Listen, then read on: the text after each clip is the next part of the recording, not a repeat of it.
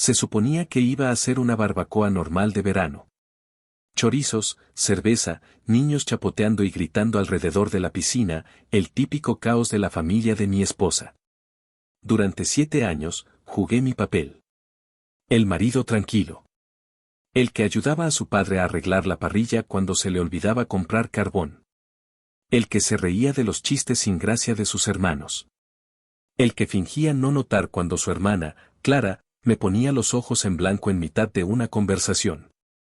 Pero esa noche fue la gota que colmó el vaso.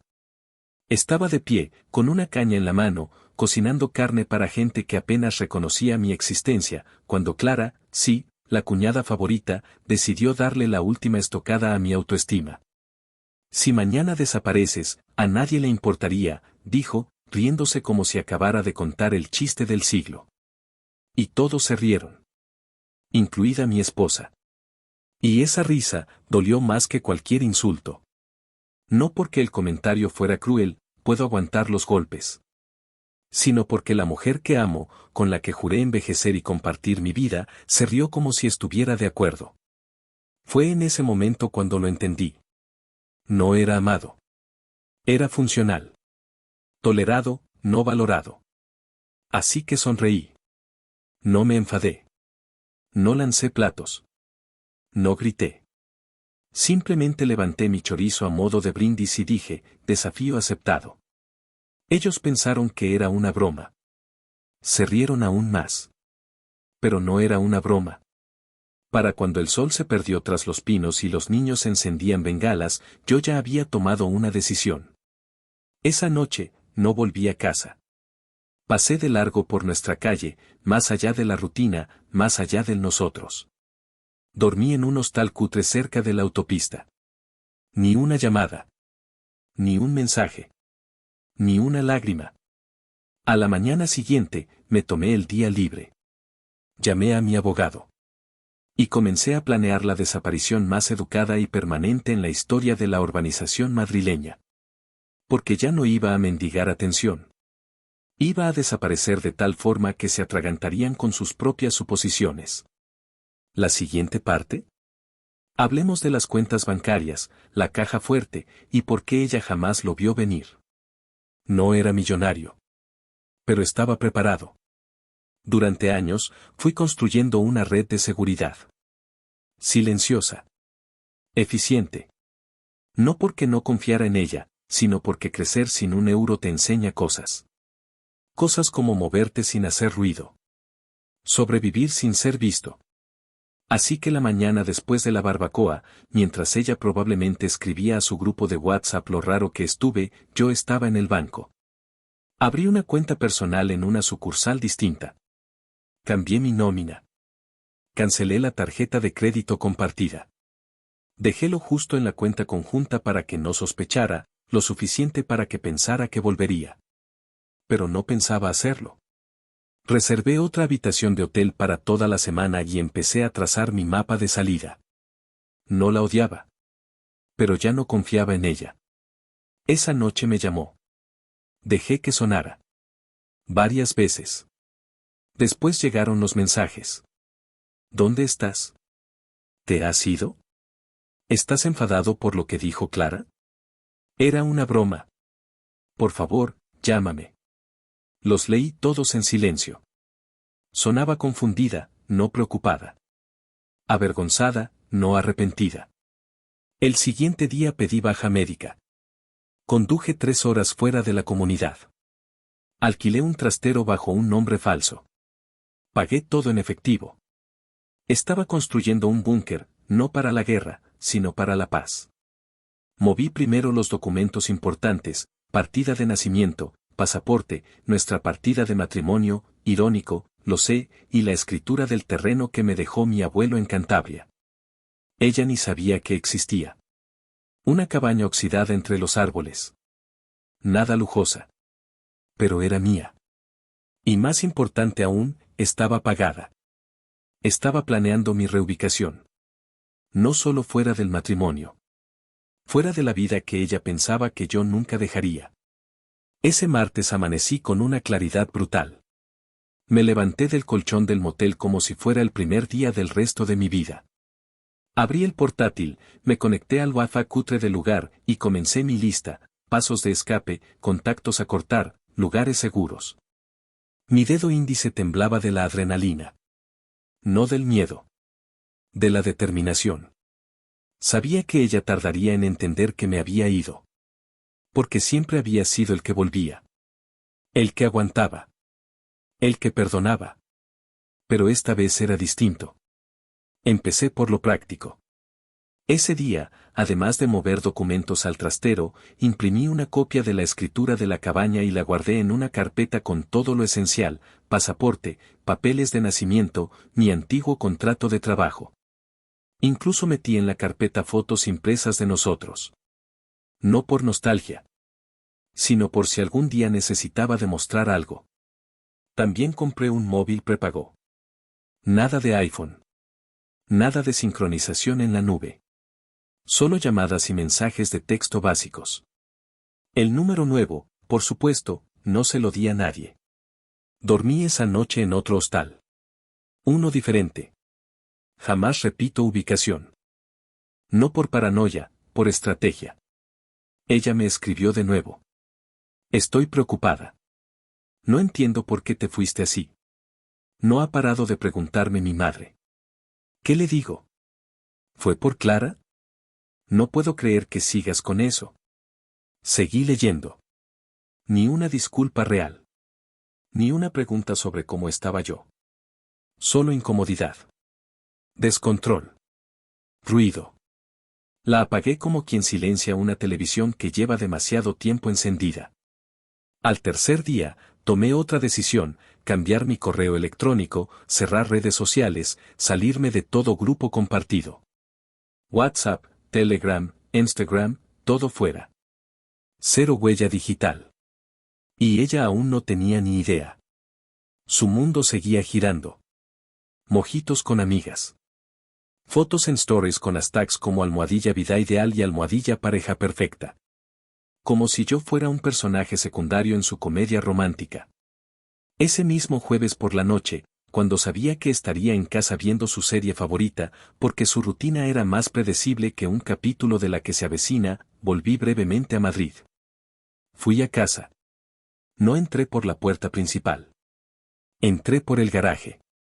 Tenía un juego de llaves viejo. Sabía que ella no había cambiado la cerradura. Me moví en silencio, como un ladrón en su propio hogar. Subí al altillo. Ahí estaba, la caja de herramientas, una maleta, y el disco duro externo que solía usar cuando editaba vídeos familiares. Ella pensaba que estaba lleno de grabaciones viejas. Estaba lleno de backups. Correos electrónicos. Contraseñas. Copias de facturas.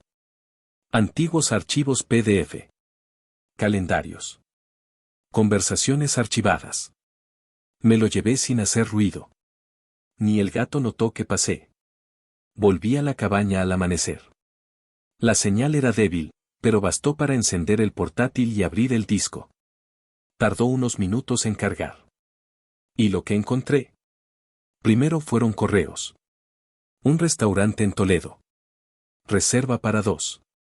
A su nombre.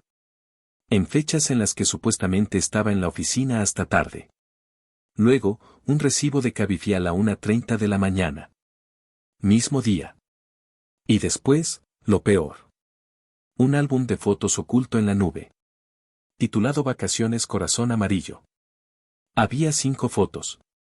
Una de ella con gafas de sol, sonriendo como una adolescente enamorada. Otra con un cóctel en la mano. Y una más, donde se le veía la mano entrelazada con otra. Un brazo masculino. Una muñeca con un tatuaje. Y ese tatuaje lo conocía. No era cualquiera. Era el marido de Clara. Mi cuñado. Becky, Clara, no solo me ridiculizó. Me eliminó de su mundo con una carcajada, mientras se acostaba con mi mujer. No grité. No rompí nada. Simplemente me quedé en silencio, viendo la pantalla, como si mis ojos estuvieran atrapados en una película de terror en cámara lenta. Respiré hondo. Guardé todo. Lo subí a una nube privada. Timestamps. Metadatos. Evidencia. Todo compartido con mi abogado. Porque esto ya no era una desaparición. Era una estrategia legal. La siguiente fase era clara, ya no iba a ser el tipo que se fue. Iba a ser el tipo que sabía demasiado. A veces la venganza no es gritarle al mundo lo que sabes. A veces es mirar a los ojos a otro hombre, uno que cree tener el control, y entregarle una bomba que hará que todo su mundo se venga abajo. Y eso es exactamente lo que hice. El esposo de Clara, llamémosle Hugo, siempre fue el típico tipo que habla más de lo que escucha. Uno de esos que se cree el alma de cada barbacoa, que te llama crack mientras te mira por encima del hombro. Nunca fue cruel. Solo, insufriblemente arrogante. Pero incluso los idiotas merecen saber la verdad. Sobre todo cuando su mujer y su cuñado han estado montando una doble vida detrás de su espalda. Así que le escribí. Nada escandaloso. Nada que activara las alarmas. Solo un email corto a su correo del trabajo, que recordaba de tantos domingos de fútbol y carne asada. Hola, Hugo. Soy Andrés. Necesitamos hablar. Tengo algo que debes ver. Sin drama. Solo hechos. Aparcamiento del Centro Comercial Gran Plaza 2. Nivel -2. Sábado. 13, solo tú y yo. Lo envié desde una cuenta nueva, sin firma. Ni número. Solo eso. Pasaron 2 días. Sin respuesta. Y el sábado, a las 12:58, su inconfundible todoterreno negro apareció. Se bajó del coche con esa mirada de quien se atreve, que también conocía. ¿Qué cojones es esto, Andrés? Yo no dije nada. Solo le tendí una carpeta. Papel. Físico. Con todo. Capturas de pantalla. Fechas. Reservas. Recibos. Fotos del álbum Vacaciones Corazón Amarillo. Empieza por la primera hoja. No hables todavía. Lo hizo. Pasó 1, 2, 3 páginas. Su ceño se frunció como si cada línea fuera un puñetazo.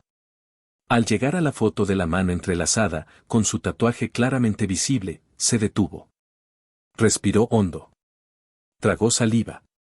No puede ser. No respondí. ¿Desde cuándo? Preguntó sin mirarme. Por lo que he rastreado, al menos 6 meses. Mismo hotel varias veces. En Toledo, en Valencia. Incluso un par de veces aquí en Madrid. Él siguió hojeando. Llegó a los mensajes. A los correos. Y entonces se quedó en silencio. Lo observé. Esperaba gritos. Una explosión. Pero lo que vi fue peor. Vi a un hombre romperse. En cámara lenta. ¿Por qué me lo das tú? Porque mereces saberlo. Nadie me lo dio a mí. Tu esposa y la mía se burlaban de nosotros. En público y en privado. Él cerró la carpeta. Se la metió bajo el brazo. Se apoyó contra una columna del aparcamiento. ¿Qué quieres que haga con esto? Lo que quieras. Quemarlo. Usarlo. Guardarlo. Solo no digas que no lo sabías. Silencio. Y entonces, una risa. Pero no una risa alegre. Era hueca. Cansada. Como si se le acabaran de caer 20 años encima. Siempre dijeron que tú eras el calladito, dijo con voz rota. Pero resulta que eras el que sabía cuándo sacar el cuchillo. Yo no vine a herirte. Solo vine a entregar la verdad que nadie entrega. ¿Se lo vas a contar a ella? Negué con la cabeza. No. Quiero que se lo cuenten entre ellos. Que empiece la guerra por dentro. Que nunca estén seguros de quién sabe qué. Eso es peor que el castigo. Es paranoia pura. Él asintió lentamente. Y por primera vez en mi vida, Hugo, el invencible, el chistoso, el crack, parecía un ser humano. Roto. Confundido. Y armado con la verdad. Mientras regresaba a su coche, le solté una última frase. Haz lo que yo hice, desaparece del ruido. Y cuando regreses, que sea con fuego. Vi cómo encendía el motor y se alejaba. Sin decir adiós. Y supe que el primer dominó había caído. No me llamaba por mi nombre. Eso fue lo primero que noté. Los mensajes nuevos que me llegaban, aún a mi antiguo número, aunque ya no lo usaba más que para revisar la desesperación, no decían Andrés.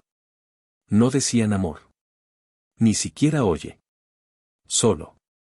¿Estás ahí? Por favor, contéstame. Esto se nos está yendo de las manos. Necesito saber si estás bien. No eran mensajes de amor. Eran mensajes de control perdido. Porque ella no entendía el silencio. Yo siempre fui el que volvía después de una discusión. El que recordaba nuestros aniversarios. El que la sorprendía con su sushi favorito aunque ella olvidara mi cumpleaños. Yo era el constante. Hasta que dejé de serlo. Y eso, para ella, era peor que cualquier grito. La tarde siguiente a mi encuentro con Hugo, revisé su Instagram. Gracias a mi amigo Pablo, que aún seguía conectado a todos sus perfiles, podía ver todo sin dejar rastro. La transformación había empezado. 3 días antes, fotos en bikini, tragos en terraza, emojis de corazones y hashtags como almohadilla vida plena almohadilla bendecida. Ese domingo, una foto borrosa de su café, pie de foto con la frase a veces no se puede más bebida caliente. Los comentarios comenzaron a cambiar también. ¿Todo bien, guapa? ¿Andrés está contigo? Nos tienes preocupadas cara de decepción. Pero sus amigas no sabían nada. Porque nadie sabía nada. Yo era un espectro. Un hueco que ya no respondía. Y ese hueco la estaba consumiendo. El lunes, llamó a mi oficina. Mi jefe, que estaba en la jugada desde el principio, me reenviaba cada intento. Tu esposa llamó. Preguntó si estabas bien. Le dije que te comunique con tu abogado. ¿Estás bien, Andrés? Mejor que nunca, jefe. Gracias por cubrirme. Porque no era tiempo de confrontación aún. Era tiempo de aislamiento. La tenía donde quería, sin explicación, sin narrativas, sin excusas que pudiera venderle a sus amigas para justificar mi desaparición. Empezó a publicar frases que ni ella entendía. A veces la vida te enseña con pérdidas lo que no quisiste aprender con amor. El silencio duele más que la verdad. Cuando alguien se va sin una palabra, es porque ya gritó en silencio muchas veces. Dramática. Desesperada. Ridícula. Pero efectiva. Cada post tenía decenas de comentarios. Algunos sinceros. Otros hipócritas. Pero todos preguntando lo mismo. ¿Dónde está Andrés? Ella no podía responder. Porque no sabía. Ni Clara. Ni su madre. Ni nuestras amistades comunes. Yo era el tipo que lo planeó todo con tanta precisión que su desaparición no parecía fuga, sino un accidente cósmico. Y cuando las preguntas crecieron, sus publicaciones cambiaron de nuevo. Ahora eran fotos de nosotros. De viajes pasados. De sonrisas congeladas en otro tiempo. Y entonces, una historia. Una selfie suya. Ojos hinchados. Cara lavada. Sin filtros. Estoy pasando por algo muy difícil. Gracias a quienes me han escrito. No tengo respuestas aún. ¿Aún? Nunca las tendrá. Porque este juego no se juega con lágrimas. Se juega con estrategia. En paralelo, Hugo había hecho su movimiento. No con violencia. No con gritos. Con algo peor. Silencio. Clara, según me contó Pablo, llevaba días sin aparecer online. Hugo, que era el típico de subir fotos de los niños cada fin de semana, no había posteado nada en 5 días. Eso solo podía significar una cosa. El segundo dominó también había caído. Pero mi esposa, Carolina, aún no sabía el porqué de mi desaparición. Pensaba que era por Clara. Por la broma. No tenía idea del abismo que se abría bajo sus pies. Y yo no pensaba avisarle. Aún no. Los traidores tienen algo en común, se sienten intocables hasta que alguien los ve.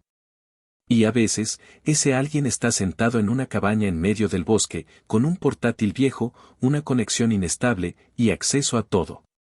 Sí, todo. Porque aunque cambié de teléfono y cerré redes sociales, aún conservaba acceso a nuestro viejo correo conjunto. Esa cuenta que creamos hace años para las cosas importantes de pareja, facturas, vuelos, seguros, y sí, contraseñas. Carolina lo había olvidado. Pero yo no. Y un domingo por la noche, mientras los grillos chirriaban afuera y el generador rugía suavemente, decidí entrar. Tardó en cargar. Pero valió cada segundo. Primero encontré lo que ya sabía, reservas de hotel. Facturas compartidas. Citas médicas que no existían. Excusas bien camufladas en la rutina. Pero entonces vi algo más.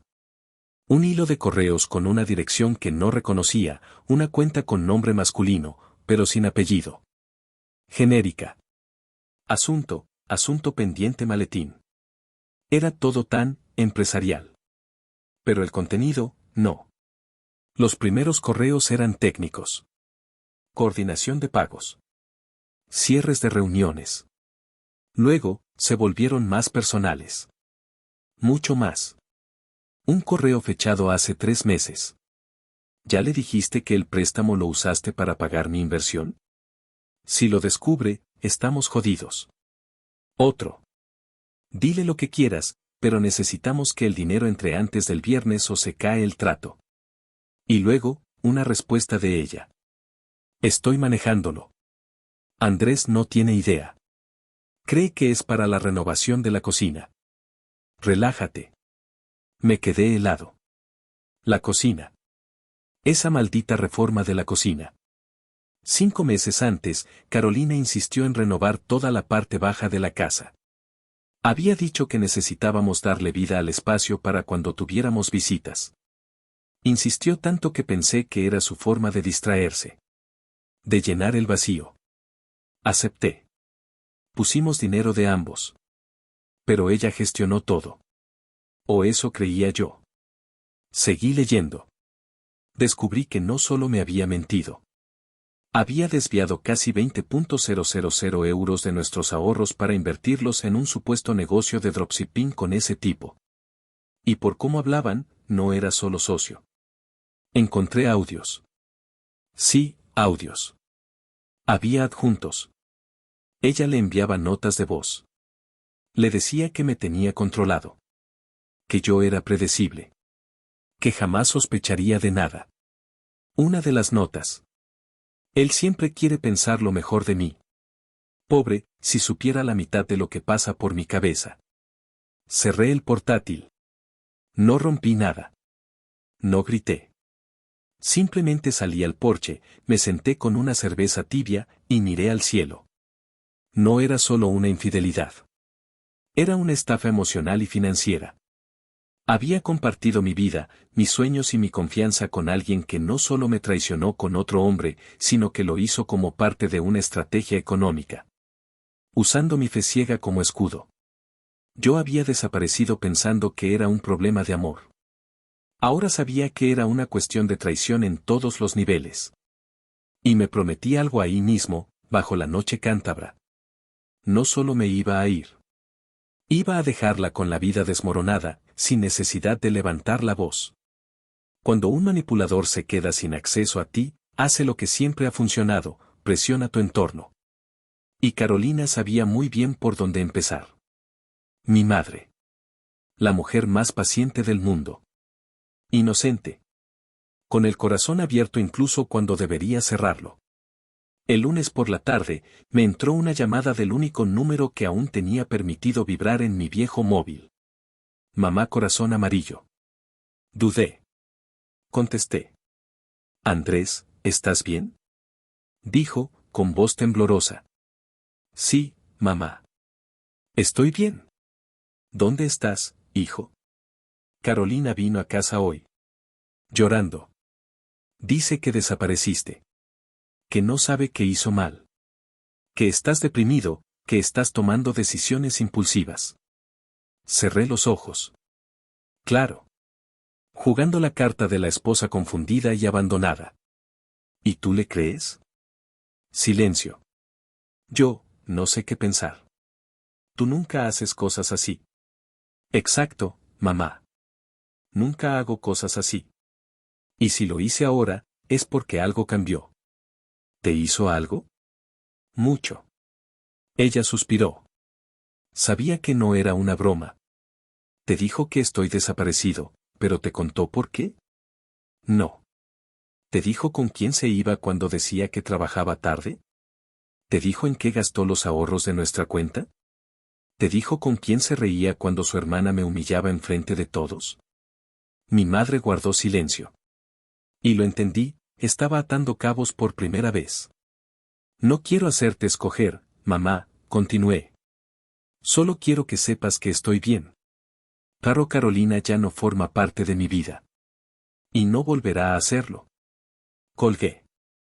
Minutos después, me llegó un mensaje de voz de ella. De Carolina. No puedo creer que hayas metido a tu madre en esto. Yo solo quería hablar, ¿por qué haces esto tan difícil? Eso era todo lo que necesitaba saber. Ya no era amor. Era control. Era rabia disfrazada de preocupación. Era desesperación por mantener una fachada que ya no sostenía nada. Mi amigo Pablo me mandó capturas de pantalla de sus redes. Una nueva publicación. Una selfie frente al espejo, cara lavada, mirada al suelo. Cuando haces todo bien y aún así te abandonan, solo te queda recoger los pedazos, corazón roto. Más de 100 comentarios. Corazoncitos. Amigas diciendo eres fuerte, él no te merecía, se va a arrepentir. Pero entre todos esos comentarios, un silencio sepulcral. Clara no comentó. Hugo tampoco apareció más en su lista de me gusta. Y entonces llegó el golpe final. Una historia. Fondo negro. Solo texto. Si estás leyendo esto, vuelve. Por favor. Lo que hicimos no tiene que destruirlo todo. ¿Lo que hicimos? Plural. Ella lo había escrito como si yo también fuera parte del desastre. Como si la culpa fuera compartida. Como si su error fuera mío por alejarme. Pero ya nadie compraba esa versión. Mi madre me escribió una hora después. No hace falta que me expliques nada. Tu silencio ya lo explicó todo. Esa noche, por primera vez en días, dormí profundamente. Porque cuando alguien intenta torcer tu historia, lo peor que puedes hacer es responder. Lo mejor que puedes hacer es desaparecer con elegancia y dejar que ellos se derrumben solos. Llevaba semanas evitando todo. Personas, lugares, números, recuerdos. Había creado una burbuja en la cabaña. Silencio, rutina, control. Hasta que ese miércoles, la burbuja estalló. El buzón estaba oxidado, casi decorativo. No esperaba nada. No había dado esa dirección a nadie más que al abogado. Pero ahí estaba. Un sobre blanco. Sin remitente. Sin matasellos. Alguien lo había dejado a mano. Adentro, una hoja doblada. Papel de carta. Tinta azul. Escritura inclinada hacia la derecha. Solo leer el primer renglón me hizo sentarme en el porche. No sé si tengo derecho a escribirte. Pero si hay algo de ti que todavía escuche, necesito que lea esto hasta el final. No era Carolina. No era Clara. Era Hugo. Sí. El esposo traicionado. El que se fue con la carpeta. El que no dijo adiós. Desde que hablamos, he estado pensando en todo. En ti. En mí. En lo que ellas hicieron. Pero sobre todo, en lo que nosotros no vimos. Me agarré el puente de la nariz. Sentí un nudo subiendo por la garganta. No sé tú, pero yo me siento como si hubiera vivido en una casa con las ventanas cerradas durante años. Como si el aire que respiraba estuviera contaminado y no me daba cuenta. Ahora lo sé. Y eso me duele más que el engaño. Las palabras eran crudas. Pero no buscaban consuelo. Buscaban redención. Estoy escribiéndote porque no tengo a quien más decirle esto. Tú eres el único que estuvo dentro del mismo incendio. El único que entiende lo que es ver a tu pareja reírse de ti con los ojos de otro. La carta tenía más. Mucho más. He dejado la casa. No por venganza. Porque ya no quiero estar donde fui invisible. No le grité a Clara. No rompí nada. Solo le mostré la carpeta y me fui. ¿Sabes qué hizo? Nada. Se quedó callada. Como si esperara que yo explotara para sentirse la víctima. Ese párrafo me dolió como si lo hubiera escrito yo. Estoy pensando en irme del país. Tal vez Valencia, tal vez Lisboa. Algo tranquilo. Solo. Sin ruido. Pero antes de hacerlo, necesitaba decirte que, te admiro. Porque fuiste el primero en ver el incendio. Y tuviste el coraje de caminar entre las llamas sin quemarte. El último párrafo era breve. Si algún día decides que no quieres desaparecer del todo, aquí tienes mi número nuevo. No por lástima. Por respeto. Hugo. Cerré la carta. La apreté con ambas manos. Y por primera vez desde que todo comenzó, lloré. No por Carolina. Ni por lo perdido. Sino por lo que finalmente había sido nombrado. Por lo que nunca nadie había dicho en voz alta. Yo no era un cobarde por irme. No era débil por callar. Era alguien que eligió salvarse. Y ahora sabía que no estaba solo en eso. Sucedió un jueves, cuando la niebla aún no se había levantado de la montaña. Estaba partiendo leña. Música bajita. Café tibio. Todo era calma. Hasta que oí el coche. No cualquier motor. El suyo. Un Peugeot gris con la pintura algo quemada por el sol. El mismo que usaba para sus viajes de trabajo. El que usó para ir al hotel con el otro. Mi cuerpo no reaccionó. Pero mi mente sí. Se tensó como un cable a punto de romperse. Salí del cobertizo y la vi. De pie junto al coche, temblando. Pelo suelto. Ropa de entrecasa. Sin maquillaje. Carolina. Hola, Andrés, dijo, con una voz tan rota que por un segundo casi la reconocí. ¿Cómo me encontraste?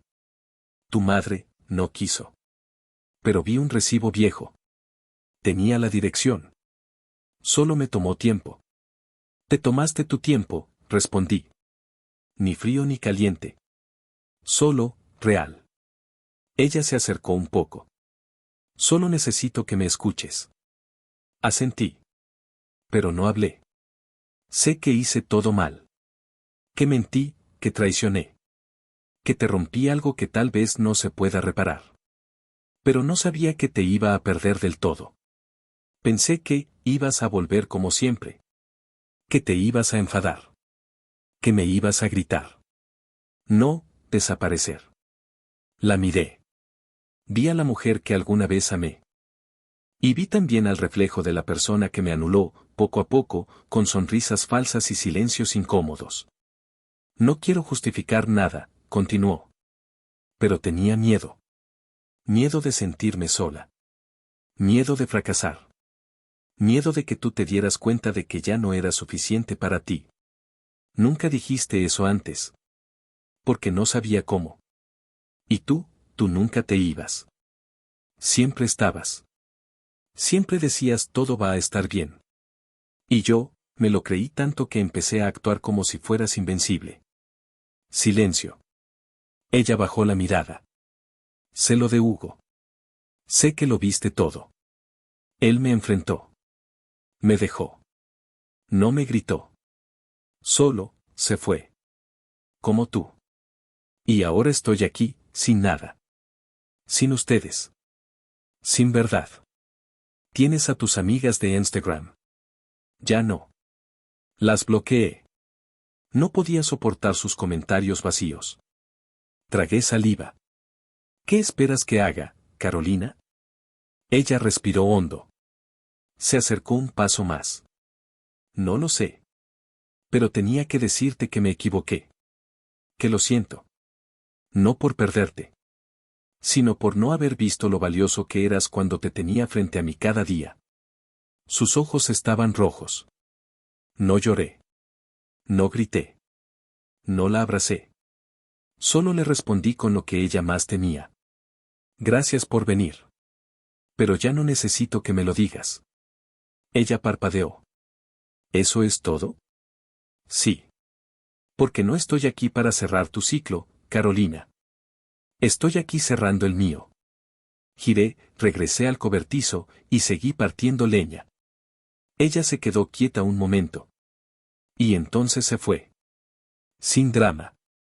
Sin portazos. Solo el sonido del motor alejándose por el camino de tierra. Esa noche, dormí con la paz más grande de mi vida. La cita fue un martes a las 10. Juzgado de familia. Sala pequeña. Fría.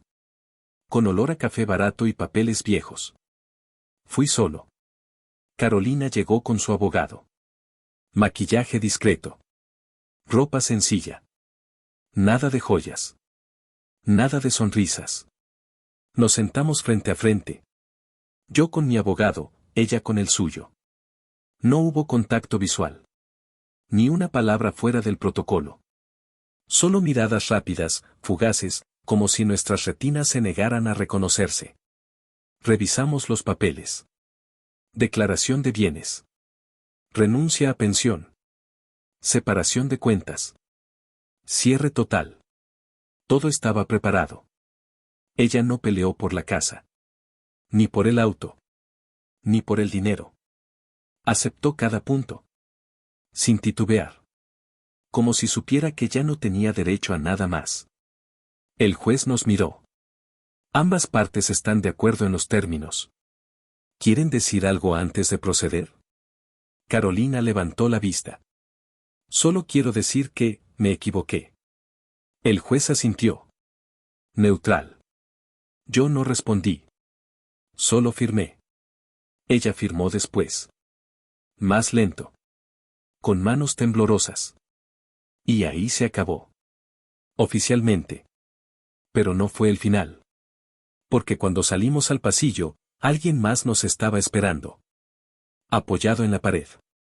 Brazos cruzados. Gafas de sol. Hugo. Ella se detuvo en seco. Lo miró como si hubiera visto un fantasma. Él se quitó las gafas. Y habló. Hola, Carolina. Ella no respondió. ¿Recuerdas cuando dijiste que esto no tenía que destruirlo todo? Pues tengo noticias, ya lo destruiste todo. Lo único que queda ahora, es ver cómo aprendes a vivir entre las ruinas. Ella se quedó muda. Los ojos vidriosos. Pero él no había terminado. Tú no perdiste un matrimonio. Perdiste dos. No por lo que hiciste, sino por cómo lo justificaste. Y si viniste aquí esperando redención, te equivocaste de sala. Luego se giró, me miró, y me dio una leve inclinación de cabeza. Te lo dije. Cuando vuelvas, que sea con fuego. Se fue. Carolina se quedó de pie. En shock. Como si el mundo se hubiera congelado de golpe. Yo no dije nada. Solo caminé hacia el ascensor. Cuando se cerraron las puertas, me sentí vacío. Pero no roto. Vacío como quien ha terminado de vaciar una casa para mudarse. Porque el capítulo había terminado. Legalmente. Emocionalmente. Todo. Y Hugo, bueno. Él solo se aseguró de que no quedara nada por barrer. 3 días después de firmar el divorcio, volví a la ciudad por última vez. No por nostalgia. Por cierre. Pasé frente a nuestro antiguo edificio. El buzón seguía teniendo nuestros 2 apellidos. No por mucho. Subí hasta el apartamento con mi copia de llave, que aún no había entregado. El lugar estaba casi igual. Solo más vacío. Más gris. Más triste. En la repisa, una foto vieja. Nosotros, en Menorca, hace años. Sonrisas sinceras. Era real. Lo fue. Hasta que dejó de serlo. Dejé un sobre en la mesa del comedor. No por venganza. Por respeto a lo que fuimos. Adentro, una carta. No sé qué harás con esta carta. Tal vez la leas. Tal vez la rompas. Tal vez la guardes en un cajón con las cosas que no quieres enfrentar. Pero eso ya no me corresponde. Esta carta no es una súplica, ni una amenaza. Es una despedida. Durante años, intenté ser el hombre que te hiciera feliz. El constante. El paciente. El que siempre perdonaba. Pero ser constante en medio de la indiferencia es como gritar en un túnel sin eco. No vuelve nada. Solo queda el vacío. Desaparecí porque quería vivir. Porque me di cuenta de que no se trata de ser suficiente para otro. Se trata de ser suficiente para uno mismo. No te odio. No te deseo mal. De verdad. Solo espero que algún día aprendas a estar sola sin destruir a quien te acompaña.